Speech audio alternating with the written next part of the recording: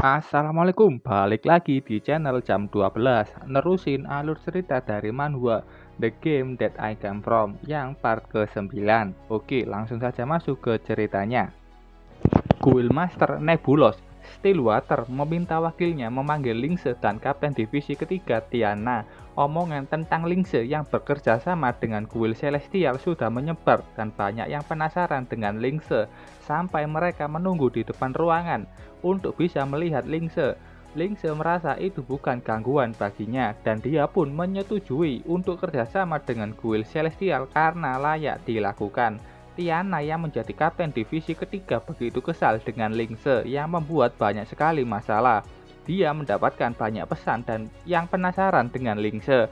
Saat itu Tiana menerima satu pesan. Wasabi yang tergesa-gesa pun langsung datang ke situ sambil mengatakan kalau ada satu pesan penting di chat grup manajemen Nebulos. Stillwater ingin bertemu dengan Lingse dan Tiana. Lingse dan Tiana sudah berada di markas pusat Guild Nebulos. Lingse terpukau melihat megah dan bagusnya markas ini. Lingse mengatakan akan menanggung apapun masalah yang dia perbuat. Tapi Tiana yang seorang kapten divisi dan anggotanya Lingse, dia akan ikut bertanggung jawab. Menjalankan Guild besar di Heavenland sangatlah luar biasa. Tidak mudah bagi Guild mendapatkan pencapaian dengan kompetisi yang sangat besar. Ketika Guild sudah besar, dukungan ekonomi mereka juga tumbuh kuat dan hubungan berdasarkan manfaat menjadi rumit. Guild Nebulos mampu masuk menjadi Guild 5 besar dan pastinya banyak dukungan yang diterima Guild Master. Kekuatan pengaruh mereka bisa mengetahui identitas asli mereka di kehidupan nyata. Mendengar itu dari Tiana, Lingse akan membuatnya jelas agar tidak membebani Tiana. Mereka sudah masuk dan melihat adanya Koko yang bersama Stillwater. Mereka berempat pindah ke lokasi yang lain. Koko sebagai wakil menanyakan apa yang ingin dikatakan Tiana sebagai kapten divisi ketiga. Lingse memotongnya. Dia adalah orang yang ingin mereka tanyai. Jangan libatkan Tiana untuk ini. Aku tahu ini mengenai masalah dengan Guild Celestial. Intinya, aku butuh uang dan hanya memiliki beberapa ide mengenai dungeon ini. Aku akan melayani siapapun yang membayarku. Bahkan jika Guild nomor 1 datang, aku akan menerimanya. Koko terus menanyakan pertanyaannya. Lingse menjawab apapun yang dia tanyakan. Setelah menerima jawaban dari Lingse, Koko marah-marah karena Lingse memilih kerjasama dengan Guild lain. Tapi Stillwater memakluminya. Sejak dulu, orang yang kuat dan cakap menerima lebih. Tidak ada ruang untuk mengkritik mereka. Dan Stillwater mengakui Lingse sebagai orang yang cakap. Dia sudah mengetahui dan paham dengan pola pikir Lingse. Hanya itu yang dia inginkan dan menyuruh Lingse pergi kecuali Tiana. Sebelum Lingse pergi, dia membuat satu permintaan. Aku bisa mencapai hal besar untuk Guild Nebulos, jadi beri aku izin spesial. Aku ingin membentuk tim ofisial independen. Lingse sudah tahu, dia masih butuh sumber daya dari Guild Nebulos, tapi untuk membuat Tiana kerepotan itu masalah baginya. Stillwater setuju, tapi dia perlu melihat hasilnya dulu dan memberi waktu 1 bulan bagi Lingse membuktikan perkataannya. Dalam 1 bulan, Lingse harus memasuki peringkat 10 teratas tim leaderboard sekali, dan Lingse pun juga setuju. Kalau begitu, sampai jumpa 1 bulan lagi. Lingse keluar dari ruangan. Tim leaderboard sebuah papan skor yang di-refresh setiap minggu dan kebanyakan diduduki oleh pro player. Tim manapun yang bisa masuk dengan mengirimkan permohonan. Dan ranking tim akan diputuskan oleh sistem berdasarkan jumlah dungeon yang mereka selesaikan dan jumlah poin dungeon punya tingkatannya. Makin tinggi kesulitannya, maka poinnya akan semakin tinggi. Tiana yang masih berada di dalam ditanyai apakah benar Tiana yang mengajak Lingse untuk masuk ke Guild Nebulos, bukan Lingse yang ingin masuk Nebulos. Mendengar jawaban Tiana yang benar-benar mengajak Lingse masuk, Stillwater paham dan menyuruhnya pergi. Koko bersimpulan dari pertanyaan barusan untuk mengetahui apakah Lingse mata-mata atau bukan. Tapi bukan itu tujuan Stillwater. Dia sudah tahu kalau Lingse akan menerima syaratnya. Baginya saat ini yang menarik siapa saja yang akan direkrut Lingse untuk masuk ke timnya. Lingse sudah kembali ke markas divisi ketiga. Di sana dia menceritakan apa saja yang dilakukan saat bertemu dengan Silverwater. Wasabi begitu terkejut mendengar itu dan dia bahkan akan melepaskan wakil kapten jika bersama Lingse. Saat itu Tiana sudah kembali. Dia langsung bertanya dengan wajah muramnya, apakah menjadi independen sungguh lebih baik bagi Lingse. Lingse menjawab, aku berbeda denganmu. Aku tidak memiliki beban apapun. Aku takut sifat santaiku menjadi beban bagimu dan menyebabkan masalah dan tanggung jawab yang tidak perlu. Tiana memang takut dengan pengaruh Guild Nebulos. Tapi dirinya sampai di posisi ini berkat Lingse. Jadi jika kau sungguh membutuhkanku, aku pastinya akan berada di sampingmu. Mendengar itu membuat Lingse dan Tiana yang mengatakannya sendiri tersipu. Ryuko yang optimis yakin bos Lingse akan mencapai hal besar. Lingse membutuhkan setidaknya 4 orang untuk membuat satu tim.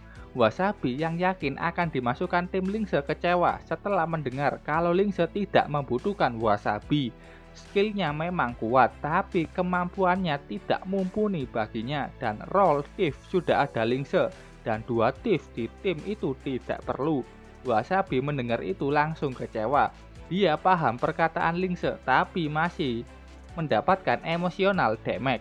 Sebelum dia pergi, dia mengatakan ke Lingse kalau dia sudah menemukan player yang akan masuk timnya. Wasabi ingin menantang orang itu dan diberikan kesempatan untuk bisa masuk ke tim Lingse. Setelah Wasabi pergi, Lingse memikirkan rencana selanjutnya karena waktunya tidak banyak.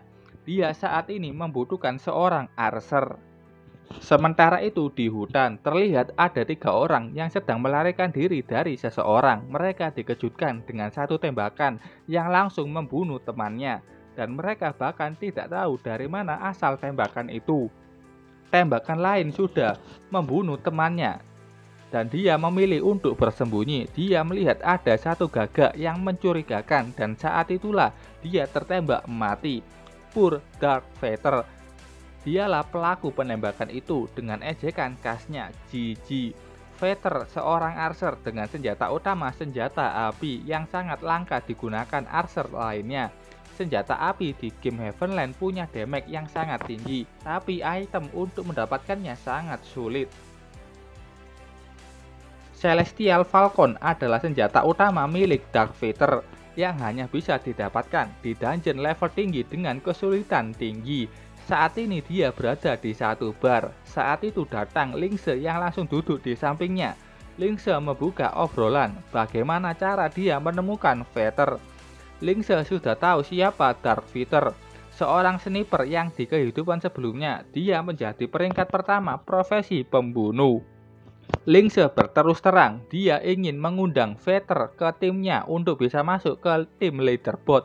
Sebelum dia selesai bicara, gelas yang akan dia minum ditembak sama Dark Vader. Lingse sudah paham sifatnya. Dia mengatakan bukan orang dari pencari bakat. Lingse berjalan pergi sambil mengatakan, jika kau bersedia, datang dan temui aku di pintu masuk dungeon Ancient Machinery Cave besok pagi. Oh, dan jika kau ingin meningkatkan senjatamu, kita bisa membantu untuk mendapatkan sniper shadow killer untukmu. Tawaran yang menggiurkan bagi Vader. Dan Lingse sudah pergi dan log off. Saat di real life dia tidak melihat di mana kakek tua itu, hanya melihat ada satu surat untuk Lingse yang akan masuk sekolah. Di luar dia melihat kakek tua yang dihadang rentenir yang ingin menagih hutang anak kakek itu. Lingse menghentikannya. Dia belum awaken, jadi dia tidak akan bisa melawannya. Dia memilih untuk bernegosiasi dengan rentenir itu. Lingse mengaku sebagai cucunya. Rentenir itu memberikan waktu untuk mereka 3 bulan untuk mendapatkan uang 1,5 juta. Rentenir itu pergi setelah mengancam mereka. Lingse bertanya ke kakek tua itu, uang 1 juta itu dibuat anaknya untuk apa? Kakek tua itu tidak tahu. Lingse bilang dia akan mengurus masalah ini. Lingse akan mempercepat rencananya karena hanya player level 15 yang berhasil awaken yang bisa mengaktifkan fungsi menghubungkan mata uang dari kedua dunia. Setelah itu Lingse login, langsung menuju ke Ancient Machinery Cave. Di sana sudah ada Ryuko yang menunggu Lingse. Ryuko langsung mengomel tentang siapa yang dia temui saat sampai sini. Itu Tilis, si petarung mage, yang diajak juga sama Lingse. Dia sudah di sana menunggu Lingse. Ryuko masih dendam sama Tilis, ngomel-ngomel nggak jelas. Saat itu ada suara dari Dark Fighter yang ternyata juga sudah menunggu Lingse. Lingse mengatakan untuk mendapatkan senjata Shadow Killer butuh syarat penyelesaian. Dan untuk mereka yang dia ajak, dia yakin dengan kemampuannya. Dan kalau Dark Fighter tidak percaya, tes saja kemampuan mereka sendiri. Dark Fighter memilih Ryuko untuk tes kekuatannya dan Ryuko menyetujuinya. Mereka sudah siap dengan senjata masing-masing. Dark Fighter menyimpan snipernya dan mengambil 2 pistol. Ryuko dan Dark Fighter sudah siap. Ryuko membuka serangan dengan melemparkan perisainya. Dark Fighter menjauh. Ryuko melompat sambil menahan setiap tembakan dari Dark Fighter. Dan shield bash yang mengarah dihindari sama Dark Fighter. Tembakan terus dilakukan. Ryuko yang menerjang maju dapat ditahan Metallic Dance milik Dark Fighter. Dan saat itu Dark Fighter menembakinya dengan sangat cepat. Ryuko yang terkena tembakan hanya bisa menerimanya. Dark Fighter mengira pertarungan itu sudah selesai dan dia memenangkannya, makanya dia bilang GG. Tapi dia kaget setelah Ryuko yang sudah berubah dan dengan cepat dia menembakinya. Tapi setiap peluru yang dia tembakkan tidak berasa. Ryuko maju dan menangkap tubuh Dark Fighter. Tilis yang melihat itu juga ingin bertarung dengan keduanya. Lingse memang memuji kehebatan Dark Fighter, tapi jangan meremehkan potensi Ryuko yang akan menjadi salah satu 6 perisai ilahi Secret Mountain Ryuko. Setelah itu Dark Fighter gak melanjutkan pertarungan dan ingin segera menyelesaikan dungeon. Lingse sudah mengatakan apa yang akan dilakukan hari ini. Mereka akan menyelesaikan Ancient Machinery Cave di tingkat spesial dan mendapatkan senjata Sniper Shadow Killer. Kenapa nggak di tingkat Insanity? Karena hadiahnya akan berbeda. Kalau di tingkat Insanity, mereka akan mendapatkan pedang Brass Shadow Killer yang khusus warrior. Sedangkan Brass Shadow Killer di tingkat spesial dengan syarat penyelesaian 45 menit. Rekor sebelumnya 1 jam 27 menit. Tilis masih pesimis bisa memecahkan rekor itu. Tidak akan ada masalah.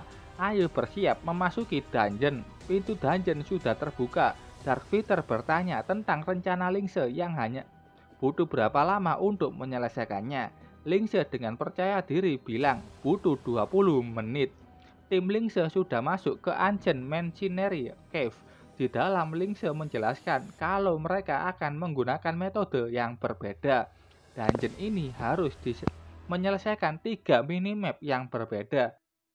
Setiap peta merupakan satu lantai dari gua yang menuntun ke lantai terakhir. Di sana mereka akan mengalahkan mekanik Griffin Kayla. Dark Fighter pernah kesini, timnya dulu memang cepat dan kuat.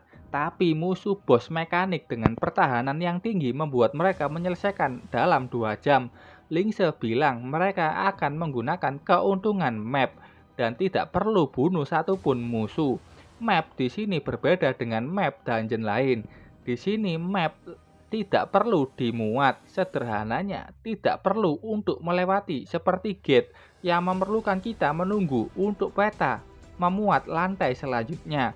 Map di sini itu seamless map atau peta mulus. Mereka bisa berkeliaran di seluruh peta secara bebas tanpa perlu menunggu loading peta lainnya. Di Heavenland yang open world ada juga dungeon yang di dalamnya seamless map. Walaupun sudah dijelaskan dengan mudah, Dark Fighter masih nggak paham. Lingse sudah menuntun mereka ke tempat yang banyak sekali lubang dan mereka harus masuk ke lubang ini. Lubang ini diciptakan monster di sini. Setiap lubang ini terhubung, entah itu menuju ke jalan buntu atau ke jalan yang lainnya. Tapi Lingse sudah tahu lubang mana yang akan membawa mereka ke ruangan bos. Dungeon ini punya jalan pintas, dibutuhkan banyak sekali eksplorasi dari player, bahkan dianggap cheat sampai diubah sama pihak game. Di kehidupan sekarang, Lingse akan membuat jalan ini tidak diketahui orang lain. Tilis yang kelihatannya tenang sekarang sedikit resah dengan lingkungan yang sempit. Dia bahkan ketakutan saat mendengar suara yang ditimbulkan hewan lucu ini. Lingse menuntun mereka dan mereka sudah sampai di satu lubang yang akan membawa mereka ke lantai terbawah. Ryuko tanpa kenal takut melompat duluan, disusul yang lain. Tilis yang melompat tidak tahu kalau dia mendarat di atas kepala Lingse. Darth Vader yang punya kesadaran tinggi, dia sudah tahu kemana saja dia pergi. Dia tidak menduga kalau mereka sudah sampai di ruangan bos. Mereka sudah sampai di tempat yang di bawahnya ada sungai rendah hati. Dan kalau benar di ujung jembatan pasti ada bosnya, Humble Mechanical Guardian Subterraneous Kaila. Dan mereka sudah sampai di lokasi di mana bos itu berada. Ryuko mencoba mengintip di atas dan melihat bagaimana rupa Griffin yang akan mereka lawan. Tilis tidak sabar karena sudah 12 menit sudah berlalu. Tapi kata Lingse, Tilis belum dibutuhkan, hanya Darth Vader yang mampu. Darth Vader langsung paham maksud Lingse. Target snipernya ada di sana, ekor dari Griffin. Hanya sniper yang bisa menembak dengan jarak segini, dan setelah ditembak bos akan menjadi musuh dan menargetkan mereka. Tapi karena mereka di bawah jembatan, Griffin tidak bisa melihat mereka dan tidak bisa menyerang. Dia akan kembali ke lokasi sebelumnya. Darth Vader sudah paham rencananya. Dia akan mengincar ekor yang menjadi kelemahan Griffin. Darth Vader mengganti senjatanya ke sniper explosive bomb. Lingse mengatakan mereka di sini hanya sebagai penambah jumlah, tapi di dungeon lain mereka akan dibutuhkan. Darth Vader sudah menembak dan itu pas mengenai ekornya. Satu tembakan itu mengakibatkan banyak ledakan di tubuh Griffin. Dan saat itu juga Griffin langsung menuju ke lokasi musuhnya. Tapi dia bingung karena tidak ada musuh yang berada di situ. Melihat kondisi di atas, Darth Vader ada ide. Dia menembakkan beberapa peluru untuk menambah damage sebelum Griffin itu kembali ke posisinya. Tilis tidak menyangka rencana Lingse berjalan dengan lancar karena Griffin ini menjadi mimpi buruk bagi player mage dan archer yang sangat benci musuh jarak jauh. Kalau Griffin sudah tahu ada musuh tipe jarak jauh, dia akan menguncinya dan menyerang dengan gelombang sonic. Darth Vader bahkan di penaklukan sebelumnya hanya dipaksa menggunakan pistol gandanya. Dia tidak pernah berpikir rencana Lingse akan begitu bagus. Lingse menganalisa keadaan. 4 kali tembakan Darth Vader dalam 1 menit, artinya setidaknya akan ada 30 tembakan dalam 8 menit kemudian. Damage yang besar dari sniper dan menyerang kelemahan Griffin seharusnya tidak ada masalah. Saat itu dia dikejutkan melihat Darth Vader yang berbaring. Darth Vader kembali menembakkan 1 peluru ke ekor Griffin. Darth Vader sudah tahu ada jeda waktu yang cukup untuk memberikan tembakan lain sebelum Griffin itu berbalik pergi. Dengan celah 0,3 detik dia bisa menembakkan Swiss ammunition. Lingse benar-benar terkejut melihat itu. Dia sangat kagum dengan kontrol waktu dan indera persepsi yang tajam milik Darth Vader. Rencana yang brilian dan kemampuan menembak Darth Vader yang sangat bagus membuat rencana itu berjalan mulus dan GG. Begitu kata Darth Vader setelah mengalahkan Griffin dengan waktu yang lebih cepat dari perkiraan. Menurut Lingse mereka butuh 20 menit untuk mengalahkan Griffin, tapi ini hanya 16 menit mereka sudah mengalahkan Griffin. Darth Vader juga mendapatkan sniper 1 killer impiannya. Tapi setelah itu Lingse tidak menyangka waktu yang mereka butuhkan dalam dungeon ini akan membuat heboh banyak orang. Sudah banyak topik pembicaraan. Bagaimana cara dungeon ini diselesaikan dalam waktu 16 menit? Apakah ini adanya cheat ataukah ada bug dalam game? Bahkan keterlaluannya lagi, banyak tim yang tak terhitung mulai menantang tim yang dibentuk Lingse yang hanya berisi 4 orang saja. Oke, sampai sini dulu ceritanya. Terima kasih buat kalian yang sudah menonton videonya sampai selesai. Salam jam 12. Bye bye.